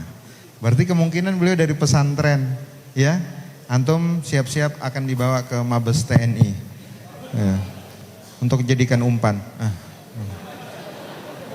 Silakan, atas nama siapa? Khairun Ahmad, silakan Ananda Khairun Ahmad. Assalamualaikum warahmatullahi wabarakatuh. Nama saya Khairun Ahmad dari kelas 11 MIA. Maaf Bapak Kolonel, saya ingin bertanya tentang kesehatan mental santri. Jadi saya ingin mengetahui apa saja tanda-tanda ketika seorang santri itu yang terkena masalah pada kesehatan mentalnya yang dapat diketahui atau dikenali oleh para santri. Terus yang kedua, apa saja langkah-langkah yang dapat dilakukan oleh santri untuk memperkuat kesehatan mentalnya. Jadi sekian dari saya. Assalamualaikum warahmatullahi wabarakatuh. Assalamualaikum warahmatullahi wabarakatuh. Satu-satu dulu Bapak langsung? Oke. Oh iya. Langsung aja saya jawab. Biasanya anak-anak sering begini Pak, kena mental biasanya begitu mungkin nanti. Oke, terima kasih. Ya. Khairul Ahmad. Dan ini mungkin untuk adik-adik yang lain. Salah satu yang paling mudah untuk dikenali bagaimana saat itu mental jatuh atau mentalnya ngedrop atau apa, berubah dari kebiasaan yang ada. Kalau biasanya ceria, diem aja. Diajak ngomong jawabnya hanya enggak, pokoknya berubah dari kebiasaan. Itu salah satu tanda yang paling mudah untuk dikenali. Yang kedua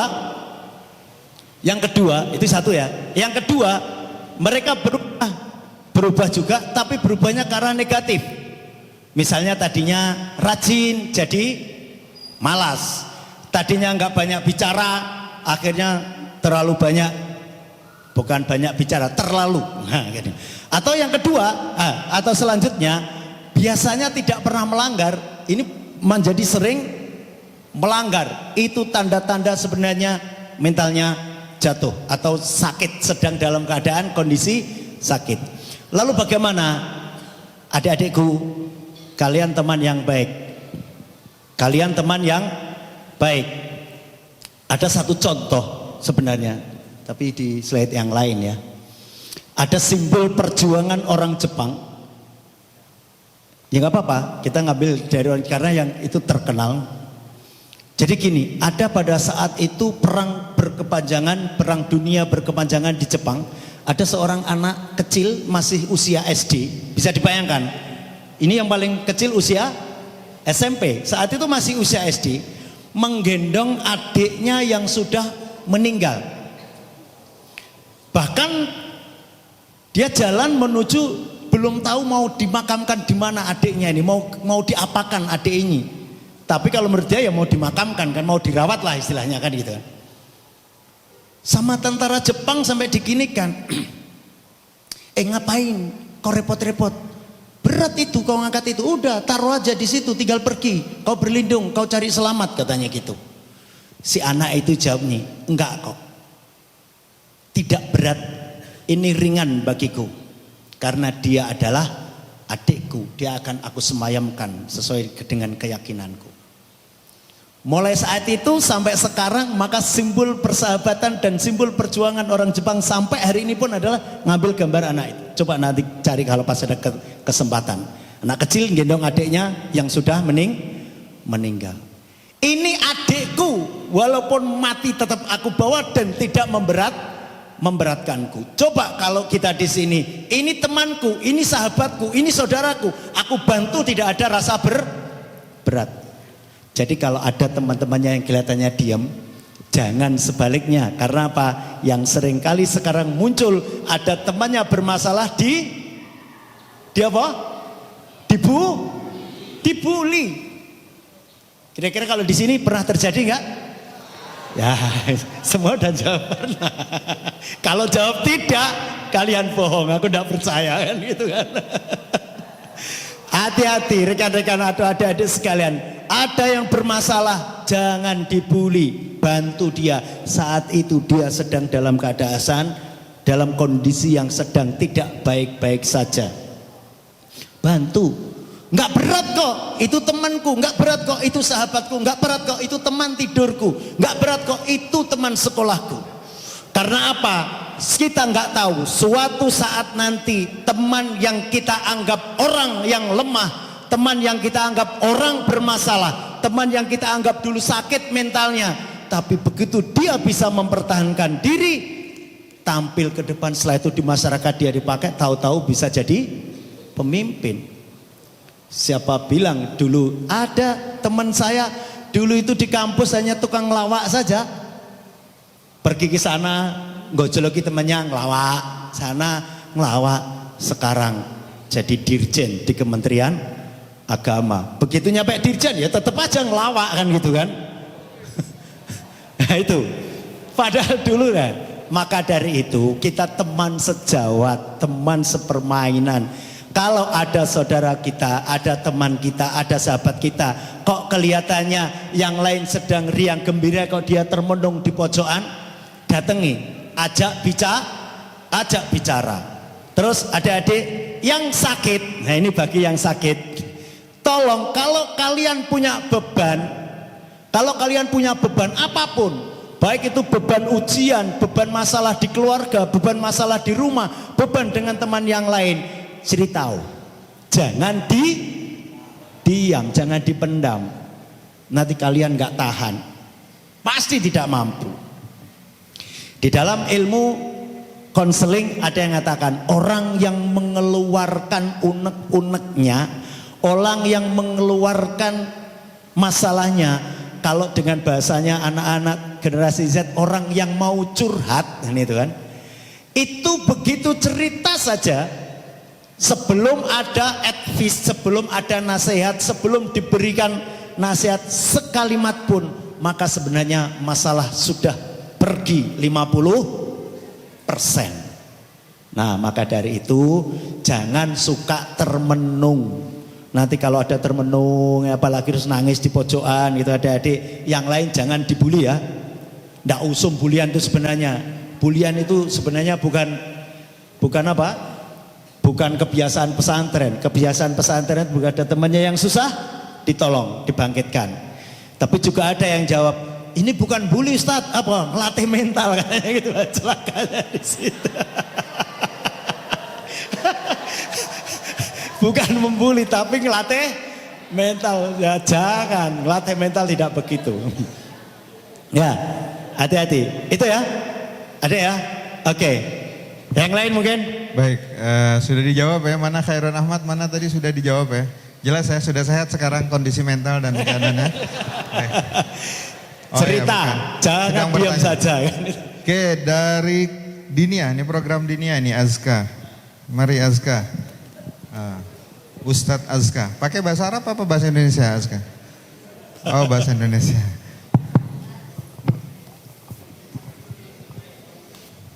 Assalamualaikum warahmatullahi wabarakatuh. Waalaikumsalam warahmatullahi wabarakatuh. Saya Azka dari program Diniyah. Bapak Kolonel Angkatan Laut. Bapak Humed Muhsin. Ya. Sama cerdas, nilainya 100 saya. Karena saya di rumah itu dipanggil Humed. Baru di sini ada yang manggil Humed saya. Masya Allah. Saya Ya, nilainya $100.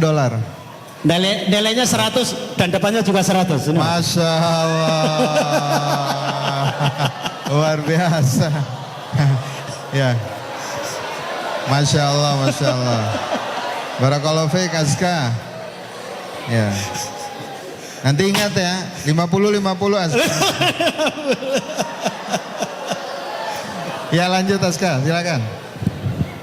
Saya ingin menanyakan tentang bagaimana caranya TNI itu menghadapi masyarakat yang mengalami masalah mental. Biar kita ini sebagai calon-calon dai insya Allah membantu TNI untuk membangun, meningkatkan kualitas Masya mental Allah. masyarakat Indonesia. Masya Allah. Barakallahu fiik. Barakallahu fiik. Sudah? Ya, sudah Oke. Azka, ya. Terima kasih. Ya ditunggu jawabannya. Silakan Azka balik dengan Oke. modal 100.000 untuk dikembangkan. Barakallahu fiik. Enggak, karena jarang ada yang orang itu, karena memang saya kalau di rumah dipanggil Humed, kan gitu. Humaiti dipanggilnya Humed, kan itu kan. Dan nggak pernah ada saya berteman dengan Kiai Agus ini guru saya, Pak. Walaupun PNS itu guru saya. Dia nggak pernah manggil saya Humed, maka nggak pernah dapat 100 juga kan. Nah, tapi nanti jangan yang kedua ngambil Humed lagi, sudah nggak ada.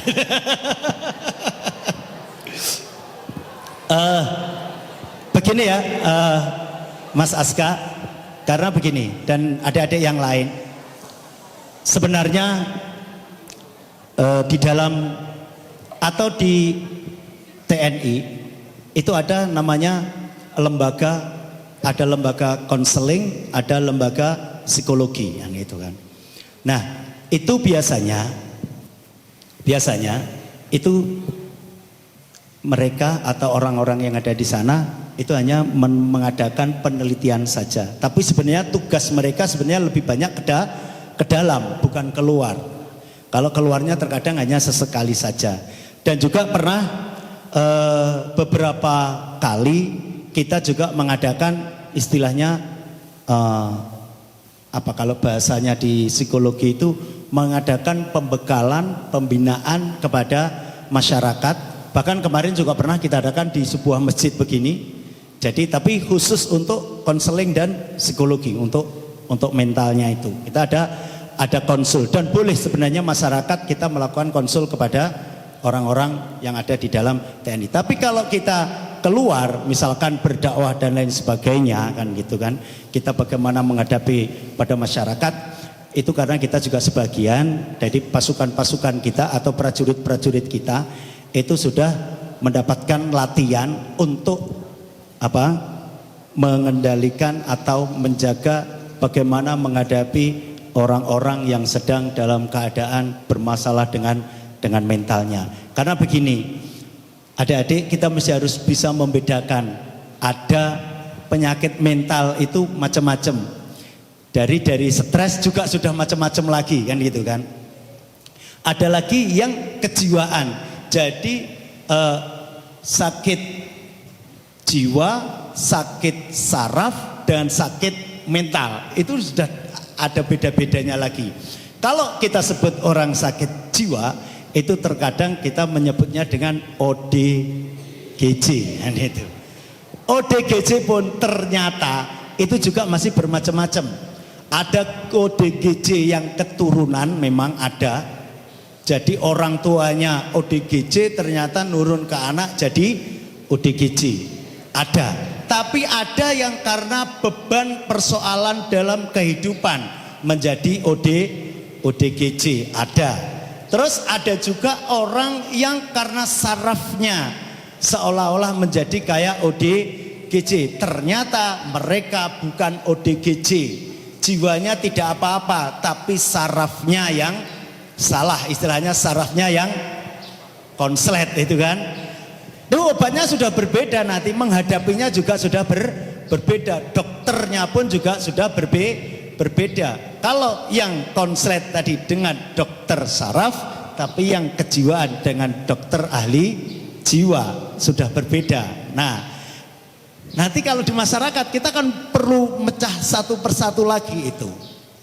Makanya adik-adik sekalian, kita kalau berada di dalam masyarakat menyampaikan kepada masyarakat, kalau secara umum ya kita lihat secara umum saja. Tapi kalau kita sudah face to face, misalkan kita mendakwai orang-orang lalu berhadapan dengan seseorang, maka nanti kita akan bisa melihat. Ya kalian mesti harus belajar dulu kan gitu kan. Karena kalau itu tidak belajar ya sulit, yang belajar saja terkadang masih kesulitan juga membedakan. Ini ODGJ kah, ini orang stres kah, atau ini orang bermasalah kan misalkan gitu, atau mentalnya yang sedang turun. Adik-adik, nanti kalau di sini tempat latihan tentara di mana? Di mana? Di Gebang, Pak. Di Gebang ya? Yes, ya. Bukan, maksud saya latihan yang panjang gitu. Jadi gini, kalau hanya mental biasa, mental secara umum ya, itu mental manusia itu juga ada kalanya bisa naik, ada kalanya bisa turun. Kalian bisa melihat kalau ada yang mengatakan, misalkan lompat pagar di situ, itu secara normal orang nggak bisa. Tapi pada saat kondisi tertentu kalian akan bisa lompati pagar itu. Betul? Percaya? Percaya. Karena dulu yang pernah membuktikan benar itu adalah almarhum Jenderal Nasution. Itu pada saat mau ditembak oleh PKI itu, tembok di belakang rumahnya itu tinggi sekali. Dan jelas gak mampu kalau Pak Nasution itu bisa lompat. Tapi begitu ada senjata, lompat, bluk. Walaupun masih sempat kena tembak. Bisa. Nah itu bisa. Maka dari itu kalian juga harus seperti itu. Bangkitkan semangatmu. Kalau kita tidak bisa membangkitkan semangat sendiri, maka orang lain yang dorong. Dan saya pernah mengalami dalam artian begini, hampir semua tentara sebenarnya ngalami. Dulu kalau pada saat latihan, saat itu, tapi saya juga belum ngerti sih kalau itu triknya pelatih kan itu kan. Untuk membangkitkan mental, untuk membangkitkan semangat. Bukan digebuk, bukan dihina, bukan diolok-olok. Tapi yang tadinya kita jalan jauh, kita kalau sudah long march gitu kan, pakai pakaian seperti ini, bawa ransel, hujan kehujanan, panas, kepanasan, bahkan hujan pun kita tidur di luar ya, kehujanan. Ternyata bisa tidur, ternyata juga tidak masuk angin kan gitu. Saya sudah pernah ngalami semuanya. Bahkan minum air sawah sudah pernah ngalami kan gitu kan. Karena apa? Haus daripada mati, minum aja air sawah itu kan. Air di sawah bukan di sungai. Di sawah yang ada airnya sudah diminum aja kayak sapi gitu kan. Kalau kita ambil gini malah, kalau kita ambil dengan tangan malah kotor kan, budak. Jadi apa? Mabluk gitu kan. Maka kita tiup aja pelan-pelan atapnya yang di atas. Setelah itu kita minum aja.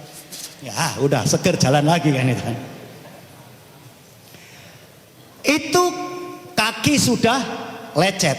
Di selangkangan sini sudah lecet. Punggung ini karena bawa ransel sudah lecet, jalan kita sudah terseok-seok, tetap aja nyeret-nyeret ini. Udah karena apa? Udah sakit semua. Tapi pelatih luar biasa. Begitu dimasukkan kampung, orang-orang kampung sebagian disuruh keluar.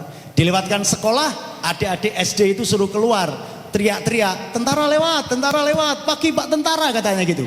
Dengar teriakan anak-anak SD seperti itu, yang tadinya jalan saya nyeret-nyeret begini. Langsung jalannya bisa tegak gini. Bus. Sekarang yang saya tanyakan kepada adik-adik, kira-kira kaki saya masih lecet atau sudah buntu lecetnya?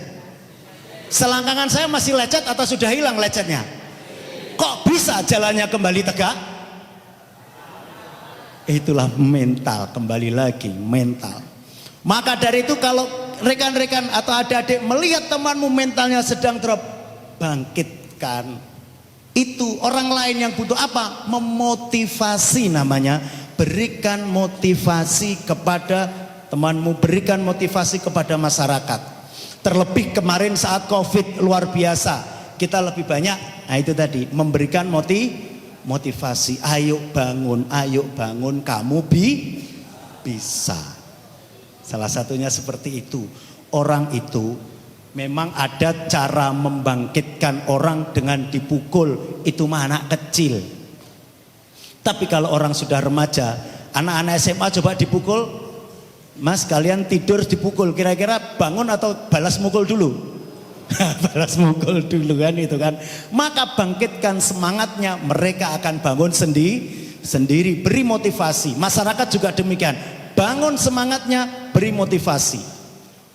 Kemarin COVID tidak masalah, tetap bekerja, bangun semangat, hidup dan mati urusan Allah. Yang penting kita tetap menjaga protokol kesehatan. Salah satunya caranya seperti itu kan gitu loh. Nah, kita harus begitu, kepada masyarakat juga begitu, bangun mereka, jangan malah ditenggelamkan. Karena memang ada orang yang begitu, harus ditenggelamkan dulu agar munculnya lebih tinggi, ada, tapi tidak semua orang, itu sedikit sekali. Yang banyak manusia ingin kalau orang Jawa bilang dibombong, dibanggakan. Kamu bisa, kamu bisa, kamu bisa. Jadi ibarat kita hewan, ayam jago misalkan, ayam jago itu mesti harus dibombong. Ya, kamu bisa. Diangkat kepalanya, diangkat kepala sini. Kalau ayam jago dia langsung berkokok, kukuruk. Tapi coba jenengan pukul kepalanya gini, dia jungkel, dia nggak mau tampil lagi. Nah, masyarakat pun kita harus begitu, kita beri motivasi, kita dorong, berikan semangat. Kita bisa, kamu bisa, dan yakin kita harus bisa. Begitu ya. Oke. Yang lain? Masya Allah.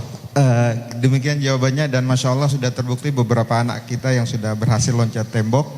Hidung belakang dengan ternyata mental yang ada cukup juga kuat. yang lompat tembok. Iya, tanpa berondongan senjata itu Pak Komandan, langsung loncat ya. Barusan sama Ustaz Jasa di belakang, mana Ustaz Jasa? Akhirnya sama Ustaz Jasa, Masya Allah. Mentalnya bagus-bagus berarti nih. Mentalnya bagus-bagus. Ada satu sisa pertanyaan Pak Komandan, Bapak kita, Ananda kita, Abdul Hakim. Mohon sebut namanya dan orang tuanya.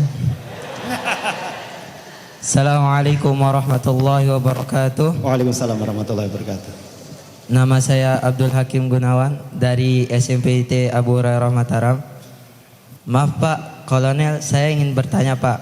Kami kan para santri ini hidup di lingkungan pesantren. Ya. Nah, banyak dari teman-teman kami, ada yang dari luar daerah, luar kota, dan ustadz-ustadz kami juga sama Pak. Nah, pertanyaan saya Pak, bagaimana cara mengembangkan kecerdasan emosional dan kemampuan komunikasi yang baik Pak dengan mereka semua Pak? Mungkin itu saja pertanyaan saya. Udah, terima kasih. Warahmatullahi wabarakatuh. Pertanyaan yang sungguh luar biasa. Saya pikir dia akan nanya bagaimana saya mengembangkan IQ saya. Kalau IQ sulit, IQ kalau sudah 100 ya bertahan ya di 100 itu saja. Kalau IQ nggak bisa, tapi kalau EQ-nya masih bisa. Untuk bagaimana kita untuk menjaga bagaimana emosional kita kepada teman-teman yang lain. Adik-adikku, kita sadari bahwasanya di sini kita tidak sendiri. Hidup selalu bersama. Adakah yang bisa hidup sendiri? Nggak ada. Orang sekaya apapun tidak akan pernah bisa hidup sendiri. Bahkan semakin orang itu kaya, semakin orang itu mempunyai kekayaan, maka semakin mereka membutuhkan pertolongan orang. Biasanya nyuci baju aja sendiri akhirnya minta dicucikan. Biasanya nyemir sepatu semir sendiri minta semirkan. Nyopir mobil bisa sendiri minta disupirkan. Butuh berapa orang itu kan itu. Nah, kita pun di sini sudah dilatih hidup bersama. Maka dari itu, adik-adik kalau makan kan sudah dikasih istilahnya makan bareng ya, bersama-sama. Udah dari pondok ya. Tapi makanan tambahan bawa sendiri-sendiri. Jajan-jajan bawa sendiri-sendiri. Dikunci di lemari. Ada yang hilang? Ada yang hilang? Ada. Nah, kalau ya kembali lagi kayak tadi, Dek, kayak tadi yang saya katakan bahwasanya kalau ada barang kita yang hilang, maka jangan katakan pada dirimu bahwasanya barangku hilang dan barangku dicuri oleh Temanku jangan, barangku sedang dimanfaatkan. Nah itu loh, barangku sedang dimanfaatkan. Itu untuk menjaga stabilitas emosi kita, mental kita, untuk menjaga kondisi bagaimana kita bisa menghargai dan menghormati teman-teman kita. Sehingga kalau kita mengatakan barangku dicuri, begitu tahu kepada teman kita yang sedang mencuri, maka kita akan menuduh kamu pencuri. Dan kalau sudah seperti itu, nanti kita justru akan menjas kepada teman kita pencuri. Kita menuduh teman itu akhirnya menjadi tidak baik. Maka kalau barang kita sedang diambil teman kita, kalau perlu wis butuh neh toh, tak kasih lagi kan gitu kan. Misalkan kue kita diambil teman kita, buka lemari kita, ayo kita makan bersama. Udah setelah itu habis, selesai kan gitu kan. Gitu.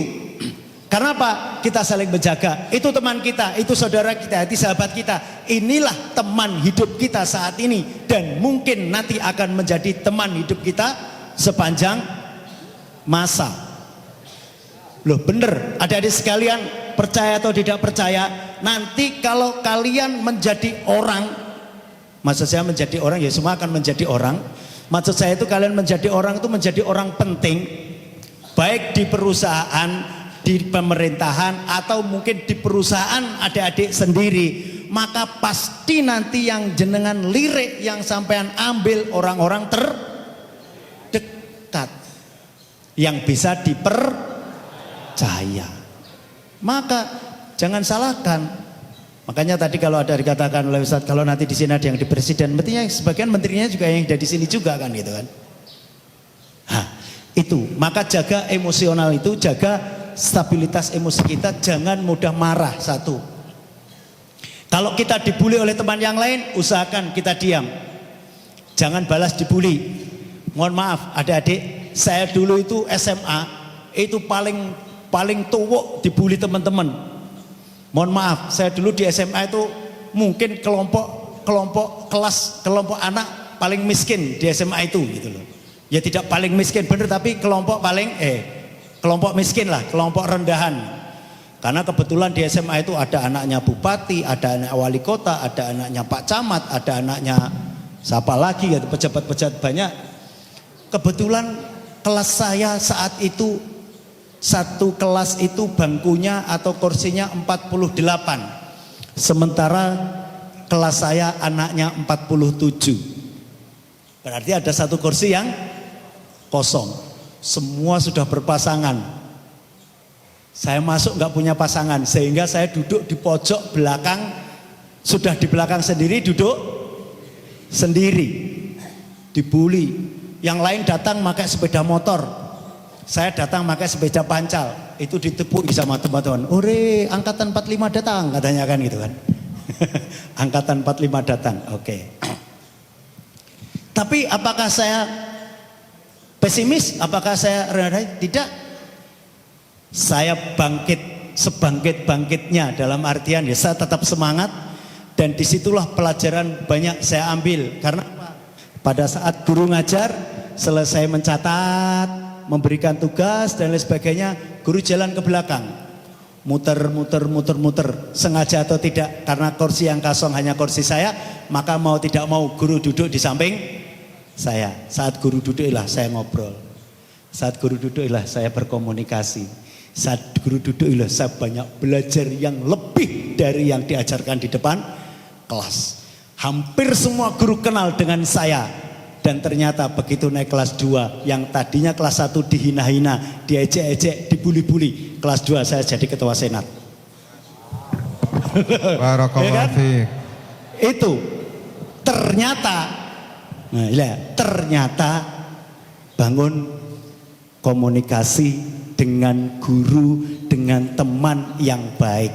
Diolok-olok jangan marah, diejek-ejek jangan merasa hina, diejek-ejek jangan merasa hina. Tenang aja, bisa jadi orang yang mengejek kita lebih hina daripada kita. Ajaran di pesantren kan begitu kan, gitu kan. Jangan kau mengejek orang lain, karena bisa jadi yang kau ejek lebih baik. Maka dari itu kalau kita dihina orang lain, nah, maka balas dengan yang lebih baik, kan gitu aja. Nah, yang kedua komunikasi dengan guru. Biasa. Maka kelas 1 saya dibully, kelas 2 saya jadi ketua senat. Bisa dibayangkan.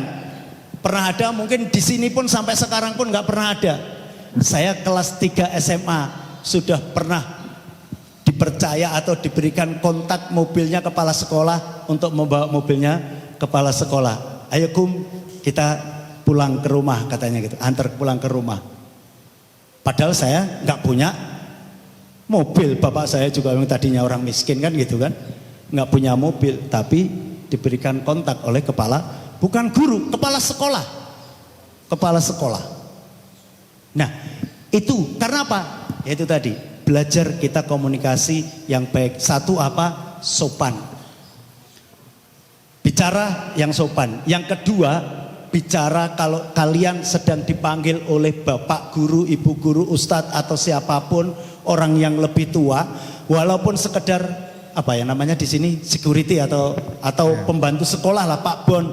Kalau dulu di Jawa itu namanya yang tukang bersih-bersih itu Pak Bon namanya. Pak Bon, hormati. Mohon maaf, adik-adikku sekalian, saya dulu kalau dengan Pak Bon saja, karena orang Jawa ya, saya berbahasa Jawa yang sopan, kromo istilahnya, dengan Pak Bon. Padahal terkadang apalagi anak-anaknya pejabat itu, kalau dengan Pak Bon itu terkadang, Om, Pak Lek, belikan apa gitu, karena merasa punya uang. Enggak, cobalah, itu orang tua. Yang kita hargai bukannya sekedar pekerjaan. Oke, kalau pekerjaannya kita anggap itu pekerjaan rendahan, jangan merendahkan itu. Tetap mereka adalah orang yang lebih tua dari kita, maka komunikasilah yang baik. Terus kalau diajak bicara, coba belajar tataplah mata orang yang diajak atau yang mengajak kita bicara. Ini menjadi kebiasaan anak-anak generasi Z. Kalau diajak bicara itu nggak patek ngereken. Apa nggak patek ngereken itu? No reken, apa? Responnya kurang baik. Begitu, jangankan dengan gurunya, jangankan dengan orang lain, dengan ibu bapaknya aja terkadang, nak oke, gitu. Bukan oke-nya, Dek, tapi coba ditanya, jawab. Saya dulu pernah mendapat latihan dari bapak saya. Gitu saya dipanggil. Kalau orang Jawa dipanggil Met, dalam. Dalam itu apa? Kalau di sini apa ya? Itu aska gitu, panggilannya harus jawabnya apa? Non. Apa? Kalau di sini apa? Okay. Dalam juga apa? Hah? Ya, gitu. Ya. Tiang. Pak. Tiang. Nah, tapi ternyata tidak hanya jawab saja, nggak boleh jawab gitu. Saya dipanggil, "Ku Met, nggih, sampai 3 kali. Met, nggih. Bapak saya yang datang. Langsung begini, Le, kupingmu cek utuh." Gitu kan. Anane bapak manggil itu, bapak butuh kamu. Tapi pakai bahasa Jawa ya. Kalau saya manggil itu sebenarnya saya butuh. Bukan hanya sekedar kau jawab, tapi datanglah. Itu kunci komunikasi. Kalau kita dipanggil, datanglah menghadap. Setelah datang, kalau diajak bicara, nah anak sekarang itu terkadang gini. Nah, nganu ya, oke, beres. Saya itu berangkat aja. Bukan begitu, datangi dulu, hadapi dulu. Ada apa? Katanya, cuman anak sekarang kalau gitu itu katanya enggak efektif katanya, enggak efektif blas. Yang penting apa? Perintahkan jalan-jalan. Oke, yang penting beres. Komunikasi tidak begitu. Komunikasi yang paling penting adalah harus komunikasi 2 arah, itu yang paling penting. Komunikasi 2 arah. Dan pada saat komunikasi, coba sesekali tatap mata orang yang kita ajak bicara. Jangan memandang yang mana-mana, apalagi aja memandang di bawah. Itu sangat tidak baik dan itu komunikasinya tidak akan berhasil dengan baik. Apalagi kalau itu nanti komunikasi pas wawancara tentang penerimaan pekerjaan misalkan. Atau sampai melamar kerja, wawancara, dingklu atau tolah-toleh. Seret. Langsung sudah nggak masuk. Udah sepinter apapun namanya tidak ada sikap atau tidak punya karakter. Itu yang tidak bisa atau tidak diperoleh dari sekolahan biasa. Tapi kalau di pesantren saya yakin kalian akan mendapatkan karakter-karakter yang indah. Itu karena apa? Kalian komunikasi terus dengan Ustadz selama 24 jam. Ya, itu ya. Baik, kiranya mungkin. Baik, terima kasih Masya Allah. Terima kasih. Jadi belum saya tutup. Saat ini sudah saya tutup. Kalau memang apa yang saya sampaikan ada manfaat dan faedahnya untuk adik-adik, tolong pakai. Tapi kalau kelihatannya mungkin adik-adik ngedabrus gitu ya. Tapi insya Allah apa yang saya sampaikan semua ada manfaatnya dan bisa diambil manfaatnya. Dan mudah-mudahan adik-adik sekalian nanti akan mendapatkan ilmu yang manfaat, barokah, dan ke depan adik-adik akan menjadi pemimpin dan pelopor di negeri yang kita cintai. Amin. Ya Rabbal Alamin. Terima kasih. Wa'alaikum. Assalamualaikum warahmatullahi wabarakatuh. Waalaikumsalam warahmatullahi wabarakatuh.